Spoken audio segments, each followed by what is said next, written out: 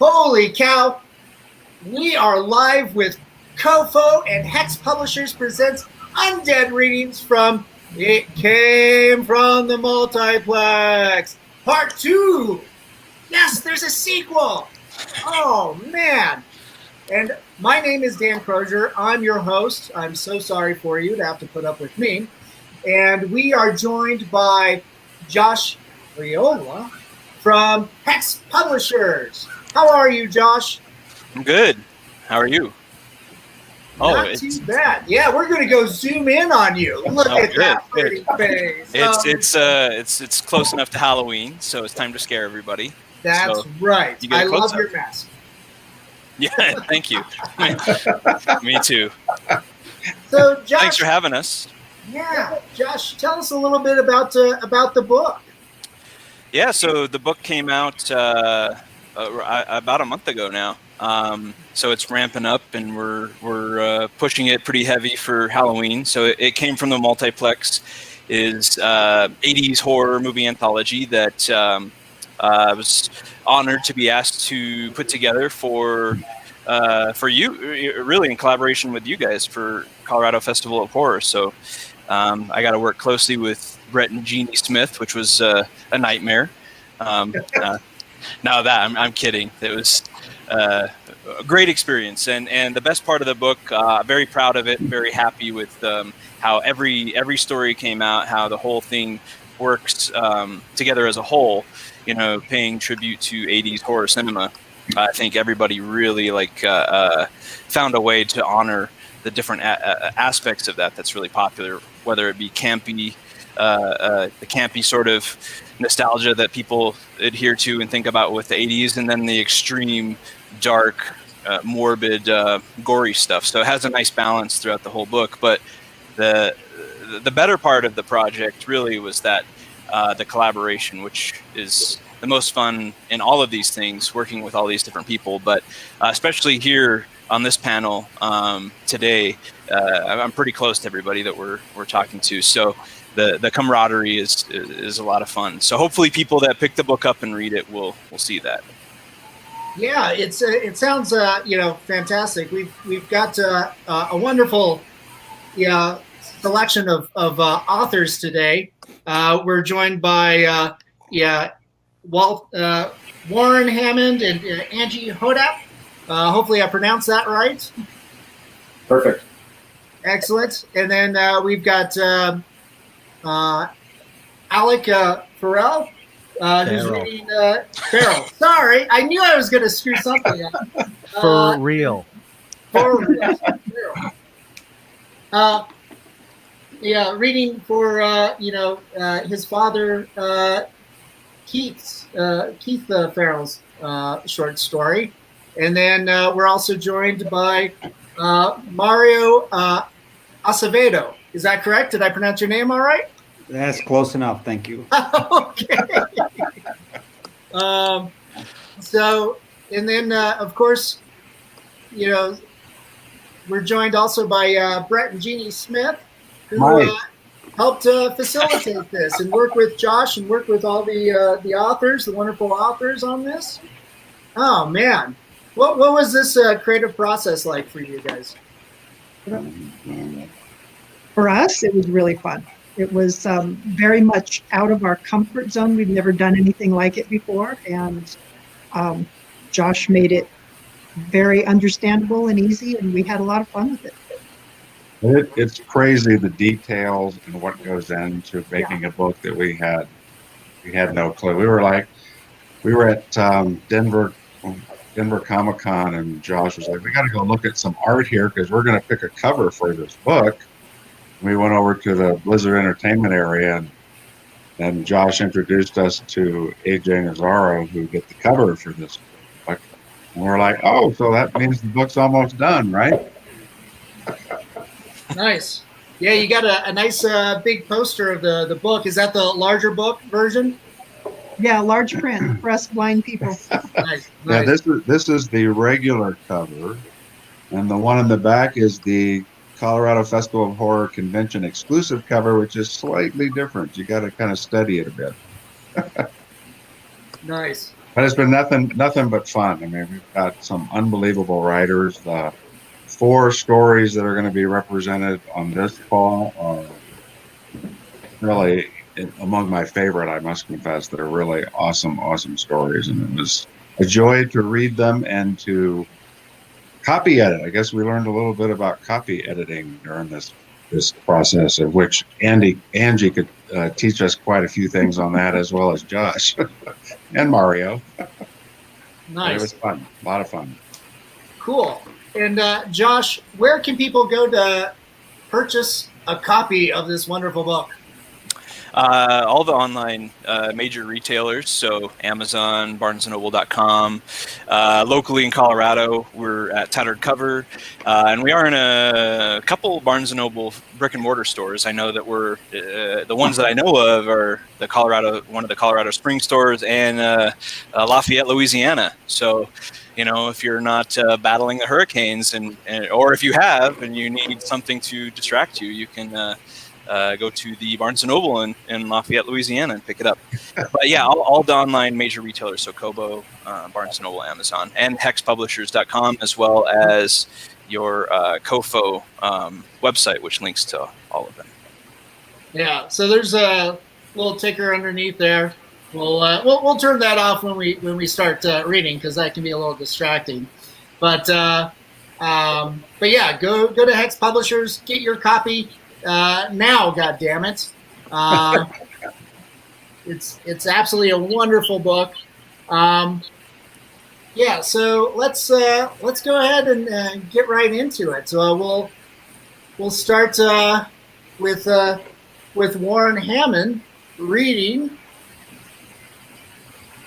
Alien Parasites from Outer Space. Perfect intro.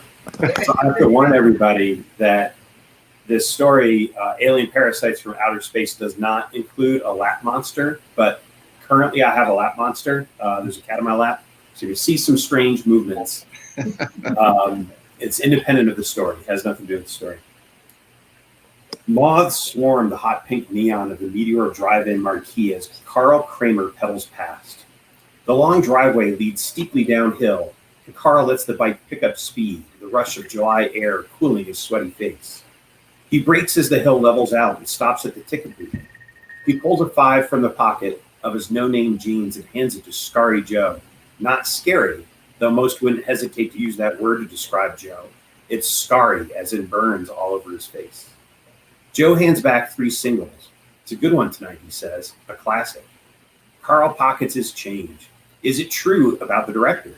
Joe nods. His head is a splotchy patchwork of hair and scar tissue. Some say he was in a fiery car crash. Others say it happened in Vietnam. Nobody seems to know which. Directed by Jasper Reed, he says, born and raised right here in Jamesburg, Nebraska. Did you know him? I did. Best of friends for a time. A car horn makes Carl jump. A Ford pickup has pulled in behind him, headlights blinding. Hurry up, Kramer shouts a male voice, and he dumps. Carl raises a middle finger and mouths a silent fuck you. It's not the smartest move, but at the moment he doesn't care how hard that 270-pound asshole can punch. The sooner Andy leaves town to play O-line for the Huskers, the better. He's somewhat surprised and more than a little relieved to see the truck's doors stay closed. Carl shades his eyes, but the headlights are too bright to gauge Andy's reaction. Scary Joe, though, he thinks this is hilarious. His laugh is more of a cackle, his shoulders bouncing up and down with each snicker. The truck lunges forward, and a startled Carl releases his 10-speed and jumps aside, though he knows immediately it's a feint. The Ford has moved only a foot forward, and Carl hears laughter from inside. Feeling the flush in his cheeks, Carl snatches his bike and pedals through the gate into the flat-bottomed crater where the Meteor drive-in resides. It was a big attraction 30 years ago, just like the Meteor Mini Putt, the Meteor Motel, and the Crater Slide.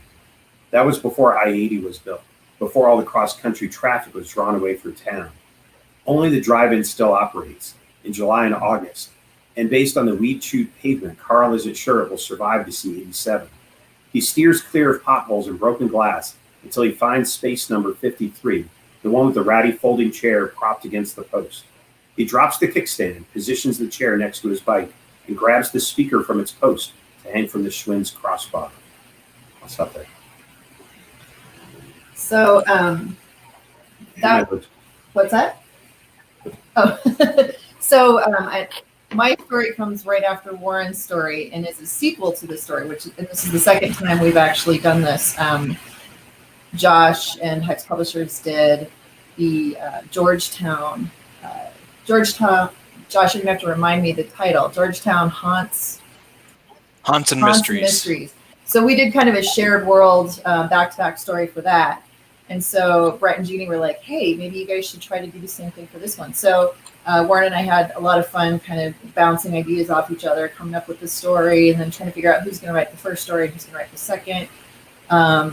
So that was the intro to story one. And then I'm going to read a little bit from the middle of the second story, which I wrote. In this setup, Carl and Andy, who's the kid who just flipped off, have to join forces to figure out what's happening. Carl slings his backpack over his shoulder and moves along the front of the concession stand. He rattles the aluminum shutter that's rolled down over the service window that's hooked tight. Let's check out the dumpster. Why the hell do you think Becca's in the dumpster? Carl doesn't answer, but there's a smell in the air now, a smell that's more than trash, a smell that's getting stronger the closer they get to the dumpster. He swallows and keeps moving. He peeks around the corner. There, in the moonlight, sitting with his back against the dumpster, is Scary Joe. Is he dead? Andy says. Hard hammering, Carl pulls his flashlight from his backpack. He has no choice. He'll only use it for a couple of seconds, not long enough to attract many moths. He switches it on and aims it at Joe. Carl hasn't eaten all day, but that doesn't stop his gut from bucking. Behind him, Andy lets out a string of cuss words. Scary Joe is dead. His chin is slumped to his chest. Blood cakes the side of his face. It came from his ear, Carl realizes. So much of it that his shoulder and one side of his wife beater got drenched. In one hand, Scary Joe clutches a bloody ice pick. Did he do that to himself? Andy's voice goes soprano. Jesus, why the hell would he do that to himself? He got a moth in his ear, a parasite. He knew he had to kill it before it made him kill other people. You mean like in the movie last night? He says. That's crazy, Kramer. That was just a movie. No, it was a warning. Joe told me the parasites come out every 10 years and turn people into mindless killers. Those two guys in the movie, Stan and Sam. Stan is Joe, and Sam is Jasper Reed, the director. Jasper made the movie to document what happened to them in high school and warn people that it would happen again. I'll stop there. Oh, man. Bravo. That was fantastic. Your short story is called Return of the Alien Parasites from Outer Space. Space. With the joint universe and everything, is this something that you see as building up into even a third short? I think we'd be open to it, and the second story certainly does end. There's resolution, but it certainly leaves it open for further run-ins with this alien parasite who's not quite green yet. Nice. It seems like this was somewhat influenced by such amazing alien bug movies like Alien, I keep thinking of like Explorers for some reason too. I keep thinking of films, obviously, but was there any like literal? I can't talk. Any books? There you go, books that really inspired you? I don't know so much for this one. We were really thinking movies since that was the theme of the anthology. We did talk a lot about Invasion of the Body Snatchers being kind of a little bit of a template that we were kind of going after. The old, I think did they remake? I think they remade that, right? But I'm not sure. To me, it's a Donald Sutherland movie. Sutherland Yeah. From maybe 1976 or 9 or something like that. Yeah, I remember that. That one's my favorite one. It's got Jeff Goldblum and Leonard Nimoy. You got all these wonderful character actors, doing that. And yeah, that is a film that's been remade time and time again. I think the last one was that I know of was the Daniel Craig and Nicole Kidman thing that nobody remembers, and For good reason. yeah, yeah, most definitely. Well, yeah, thanks Warren, thanks Angie for for sharing your shorts. That's amazing. Thanks for sharing those selections. Sharing. Yeah. I was going to jump in and say one of the interesting parts harder parts really about putting an anthology together is figuring out the order of the stories, because it's kind of like a mixtape. Where you're really trying to figure out how to balance these, what works best for keeping the audience intrigued. And Warren and Angie's double feature is, as we kind of called it behind the scenes. I thought it was a great introduction to how the book flows, because it really smacks you in the face with the 80s nostalgia. I think that they tackled the fun campiness of the 80s, the horror elements, and it almost has like a Spielberg, Stranger Things kind of vibe with the interactions with the kids. So yeah, when we were figuring out the order of the book, Rhett, Jeannie, and myself all agreed that we wanted to start with their double feature. So. Oh, that's fantastic. Cool. Well, we're moving on now. We've got Alec. He's going to be reading his late father Keith's a selection from the short story, The Cronenberg Concerto. No echo? No echo. You sound good. Concerto. Oh. Well, thanks, everyone. Sorry about that. It's the outer space thing that gets me going on the pigs in space. Oh yeah. No, this one's not nearly as fun as every other story in the book. It's really disturbing, and I'll just start. So, Keith Farrell's words. And in reviewing an email from him Sunday, December 15th, 2019, 4:48 p.m. Here's the story here's the story which I wrapped up a couple hours ago. So I brought my mom down from Virginia so he could get some writing time. And this is what came out of that. Cool. The Cronenberg Concerto by Keith Farrell. It should have been a golden age. The 80s should have been the most blood-red golden age ever for the movies Lee loved and lived for, but it wasn't. Even after a midnight movie, the theaters today were too clean for him. The seats were too comfortable. The popcorn, not that he ever ordered popcorn anymore, too fresh. The floors weren't sticky. The bathrooms weren't stained. The screens weren't torn and spotted. The projectors were too reliable, not to mention the projectionists. Lee couldn't remember the last time a film had broken or a projector bulb had burned out. The audience was not the audiences Lee wished to sit with. They offered no companionship, no shared experience. Their attendance brought neither prospect nor potential. Like the theaters they filled, the audiences were too clean. The movies themselves were too clean. Not that he wanted filth, not sex filth anyway. There was nothing prurient about either his interest or his attendance. Lee disliked the nudity and increasingly explicit sexuality that began creeping onto the screen during the 1970s and became a torrent by the turn of the new decade. He came to see skin flayed, not bared. Yet most of the movies now were more bare than bloody. That wasn't what he had come to see since he was a kid in the 60s, when the movies he loved were born. He'd been present at their birth, and he'd watched them grow over the 20 years since. He'd seen them all, though only a very few achieved the greatness that earned his highest tribute and homage. So that kicks it off a little bit. I can keep going. Yeah, if you want to keep going a little bit. There was nothing in the theaters for anyone. We're all doomed. No, I'm kidding. There was nothing in the theaters for Lee anymore, and yet still he came. He could not stop or would not. He stood in line. Sometimes they were long. Sometimes the theaters sold out their midnight shows. And not just for Rocky Horror, that abomination, that musical mockery of all that drew him, all that he came for, all that had drawn him for decades. He knew what he came to find, and not just on the screen. What he came for was what he'd been coming for since he was 10, yet found so rarely on the screens anymore. Nor was there much of what he wanted in the seats around him, even when a theater was full.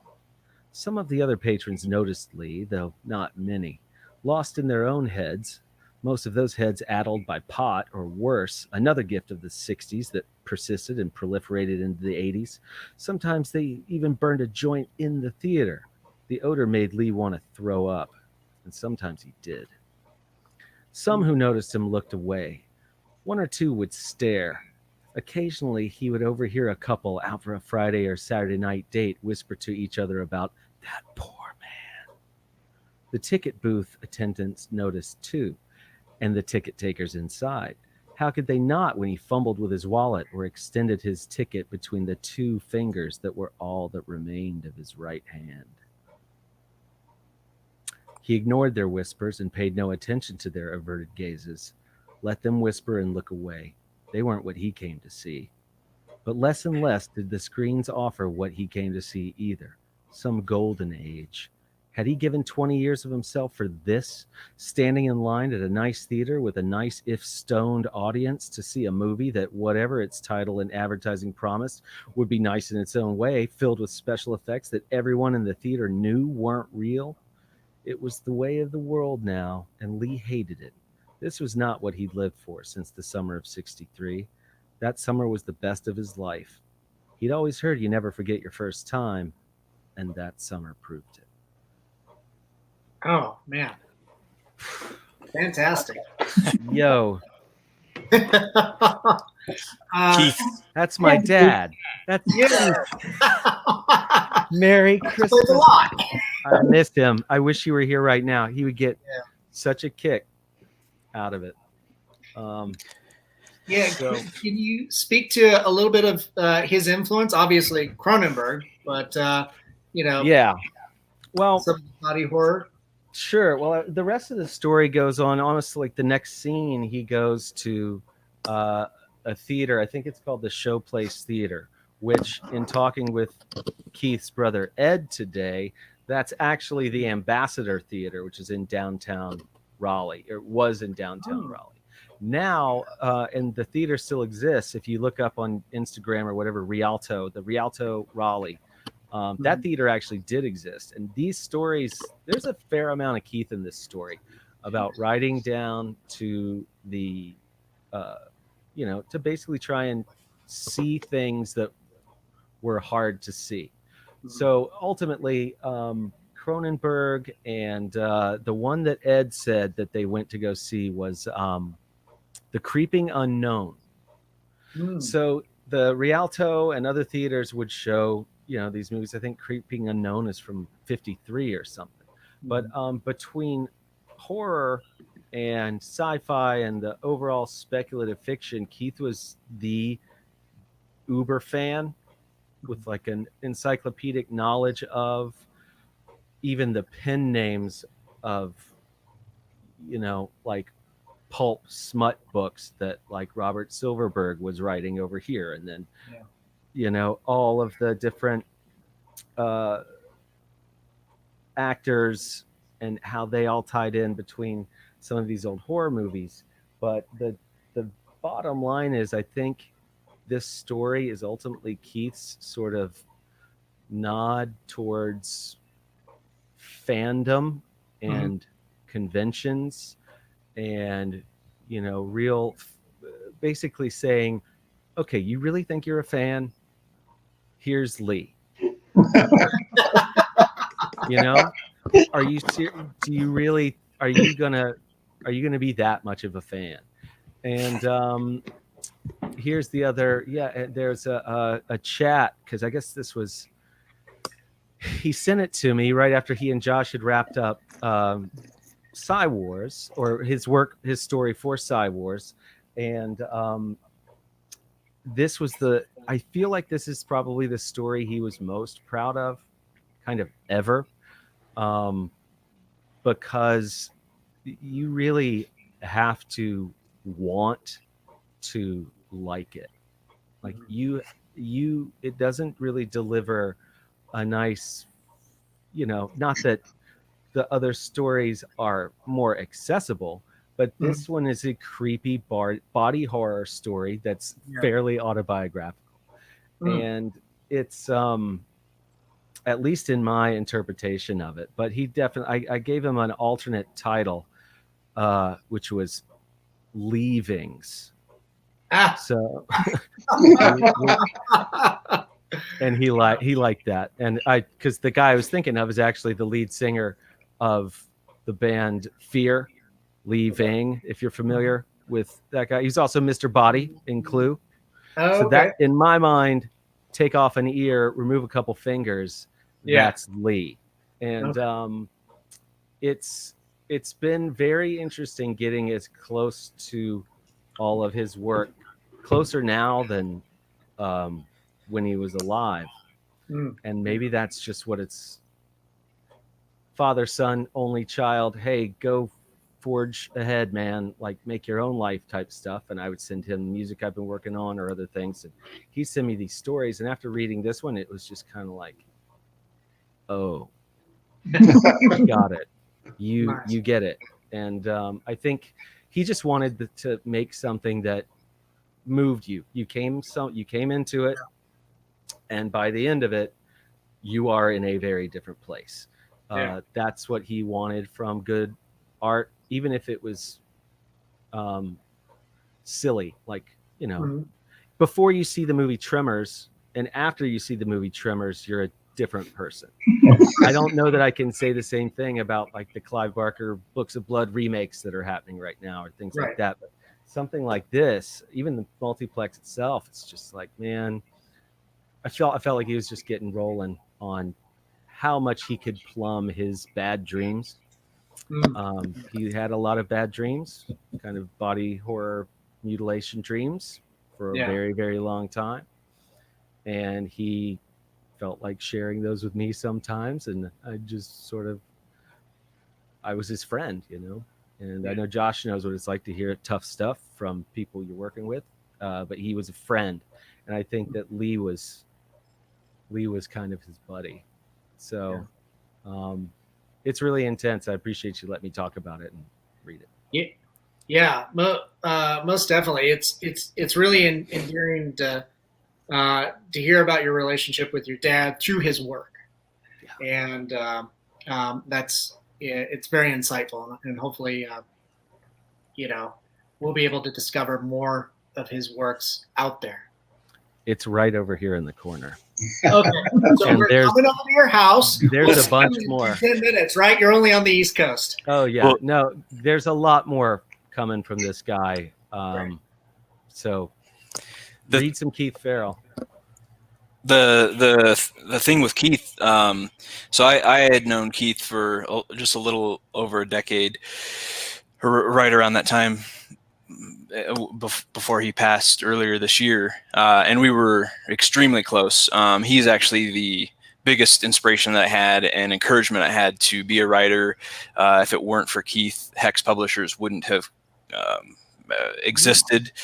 Keith guided me pretty heavily on the first anthology that I put together, which is Nightmares Unhinged, which he contributed to a couple stories in there. So I talked to Keith, whether by phone or email, multiple times a week for a decade.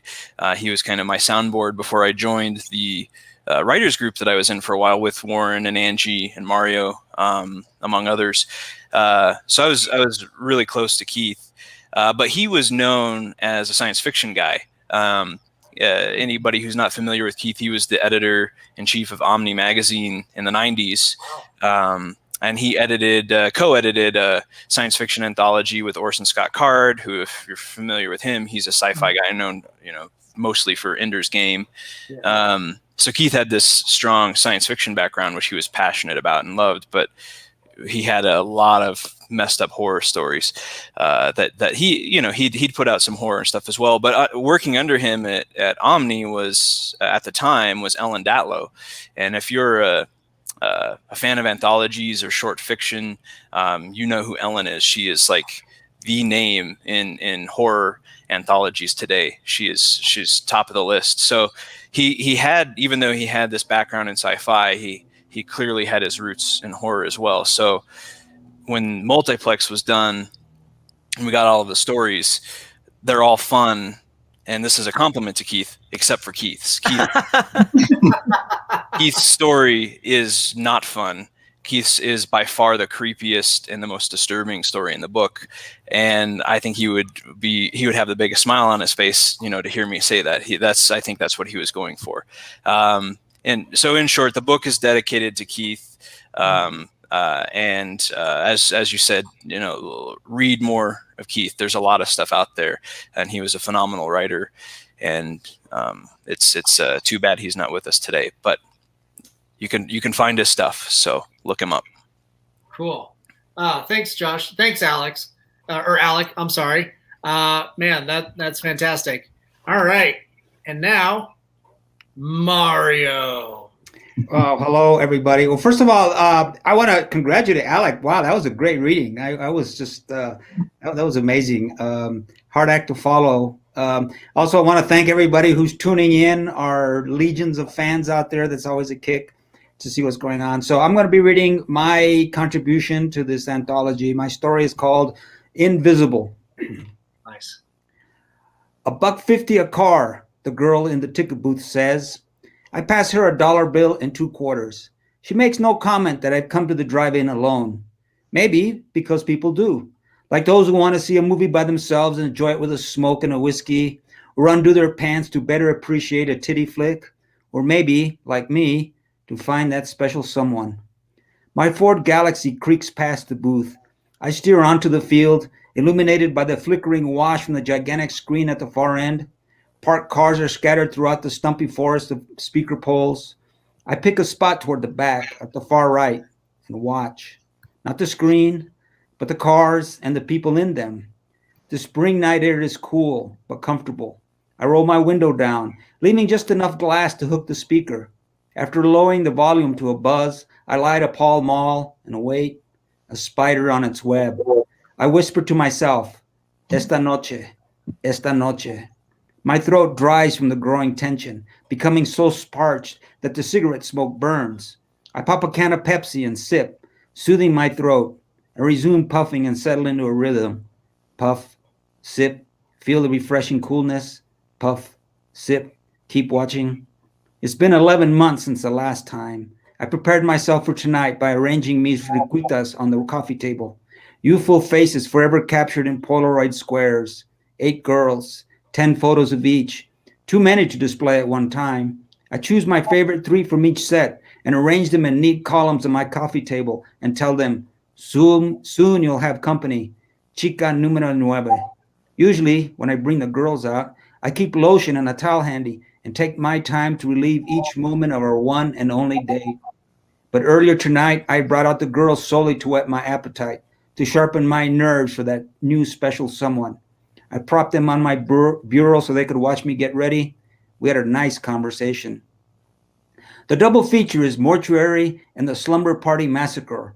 Girls dig horror flicks, and yet they act so surprised when I show up. Halfway through the first movie, it's time to take a closer look at the pickings. I pull the bulb from my dome light so I can slip out unnoticed from my Ford. I creep to the fence and check out what's going on in the other cars. I zoom in on heads silhouetted by the movie screen and haloed from the glow of cigarettes and joints. What most draws my attention, it's what's going on behind the steamed up windows. I light a cigarette. It's a way to hide in plain sight. People don't bother asking what I'm doing because the answer is obvious. I'm just some vato enjoying a smoke. Forgettable, invisible. The minutes passed. The expectation builds. Tonight. Wow. Mario, that's fantastic. Thank you. Yeah. So by the way, that my story is autobiographical, in case anybody wants to know. Oh my! You could tell by the way you were staring at the camera reading that. Yeah, I know. It was like the research was. It's Yeah, the intense. research was so much fun. Let me tell you. Just a lot of drive-ins, huh? Yeah, and it was hard finding Polaroids today. Wow, it's Yeah. Oh dear. Yeah, that Polaroids does seem to be a thing that for collectors is like how vinyl has made a big comeback. Polaroid seems to be also doing something similar. yeah. And murder. And murder. Yeah, well, murder never goes out of style. That's all. Right. Yeah, it's the thing as old as man, basically. That and I'd have to say prostitution. Man. So yeah, it being somewhat, as you would say, semi-autobiographical, right? What other influences did you draw on? Well, a couple of them. One is I love like forensic files. I love crime stories, so I worked on that.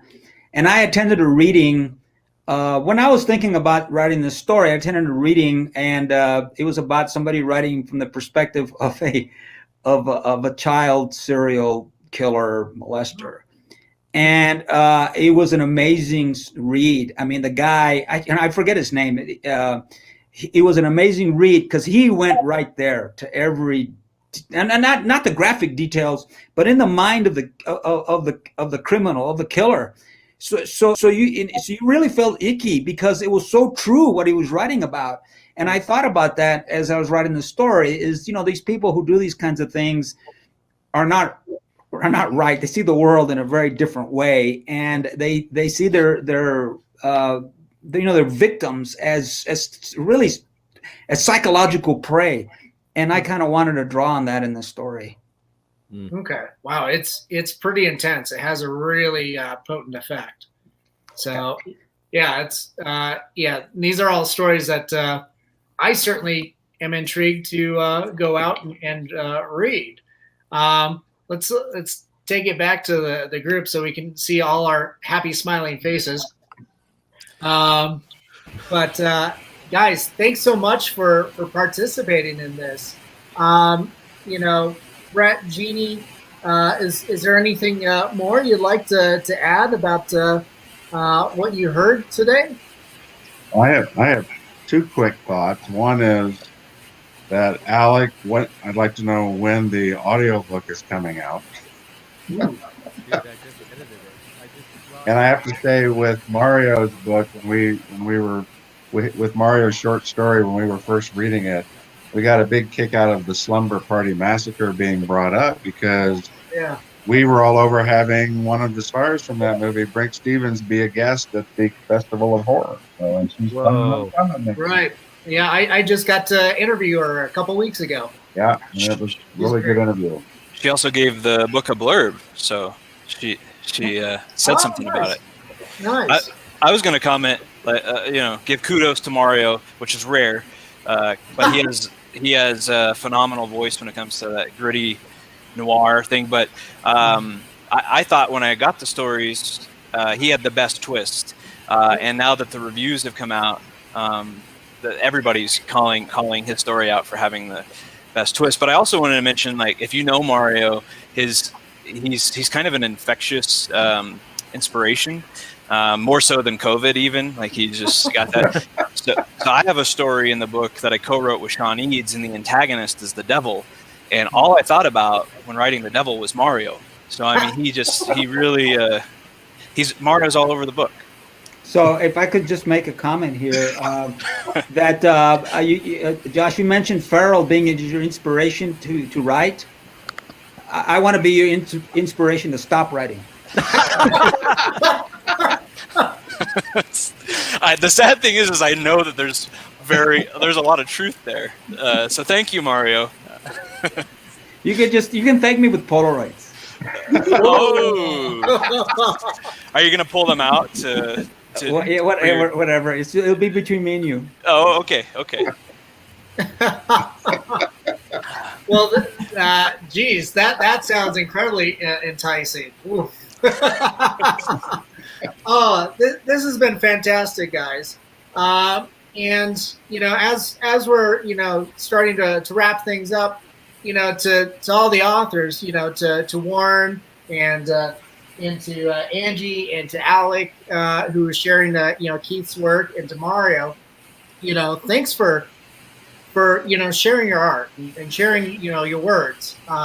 It's right now, it being a pandemic, it's a tough time for a lot of people, and I think this just even these little glimpses into your short stories provides amazing escape, and also especially with like Keith's words and Mario's, a little bit of kind of self-reflection too. But yeah, and just for everybody that's watching and will watch this time and time again, because it's going to live out there in the internet landscape, go buy the damn book. Go to Amazon, go to hexpublishers.com and purchase this amazing art, because that's what it is. Or tattered cover. What's that? Go to tattered cover. Go to Tattered Cover, yeah. Definitely go out and support your local bookshop too, because everybody needs a little hand right now. Guys, anything else? Anybody else want to comment? Well, I'd like to comment. I want to thank Brett and Jeannie for doing a really great job as the co-editors for this. I really enjoyed their edits. Jeannie's like, you could kind of amp up the horror here, the grittiness and stuff. So that was cool. So Brett, I don't know what kind of a wife you have there, but she can know how to channel that. And also to Josh, he's the head guy, the big man over there at Hex Publishers, and he's given us local writers and then people from outside this area. This is a great venue, and particularly for horror, right? I mean. He's done so much for the local writing community, putting out some stuff that is absolutely first rate. So I'm glad to be part of this team. Thanks, man. Oh, fantastic! Thanks so much, guys. Thanks for coming on. Oh, what's that? Can you hear me? Can you hear me?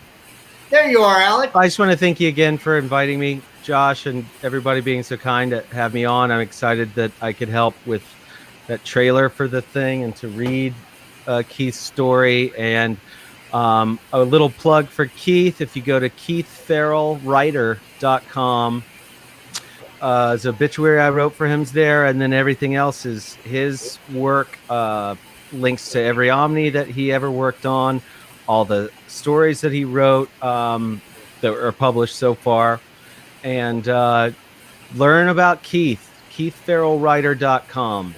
And to the theme of It Came from the Multiplex, on YouTube right now, I urge everyone to search out a movie called The Mutilator, a.k.a. Fall Break.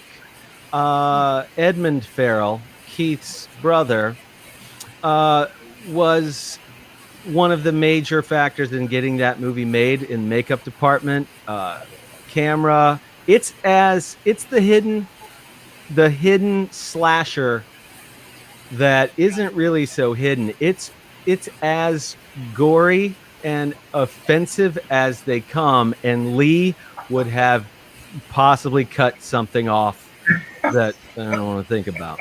But check out The Mutilator, aka Fall Break, if you want the real deal. Right now, something you may have never seen that maybe could be in this book. So thanks, everyone. Thanks, Alex.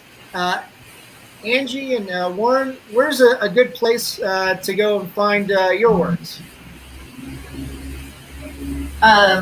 So a lot of people might know or might not know, I work for a literary agency. So I'm actually also in the publishing industry. So I have a couple of nonfiction books out for writers. One is about what literary agents do, what they don't do. Do you need one?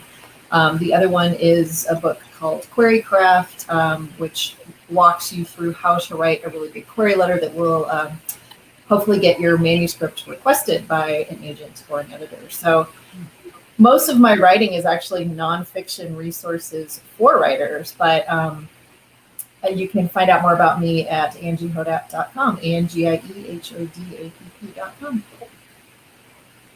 Yeah, and I have 6 novels, 2 with Josh, 2 with Hex Publishers that were co-authored with Josh, the Denver Mood series.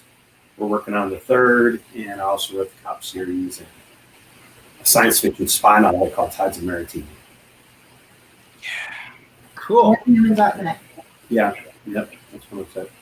Nice. And Mario, where can we find more of your works? On my shelf over here. No, I'm. You can. They're at mainly Amazon or Hex Publishers. Also, Wordfire Press carries my stuff. And let me think where else. You can go to marioacevedo.com, which I update periodically, which is seldom. And I'll have links there to my different books. I've got a lot of short stories out, and I have a book coming out next year from 5 Star Press. It's a Western that I co-wrote with this Mexican guy, and we'll see how that does. And well, so there you have it. I've been pretty busy lately, writing quite a bit. Yeah. Oh, fantastic. Thanks so much, everybody, for participating. It's been a lot of fun, having you on and being able to listen along with your short stories. Thanks for having us. I'm going to throw something else out there. So I want to thank everybody as well, since this is the last one that we're doing. So thanks to Angie and Warren, which are phenomenal writers. And Angie, she doesn't give herself enough credit. Her short stories are fantastic. So you look up her nonfiction stuff, of course, but look up her short fiction work as well. And Warren, there's a reason that I am collaborating with him on Denver Moon, because he takes my garbage and makes it good. And then to Mario and to Alec and Keith, of course. And Alec contributed to the Alec made the trailer for the book. He also made the trailer for Psy Wars and created an original score. But the people that we didn't mention, all of the other contributors, the other authors that are involved, you can look all of them up. They're all phenomenal, and we're lucky to have them.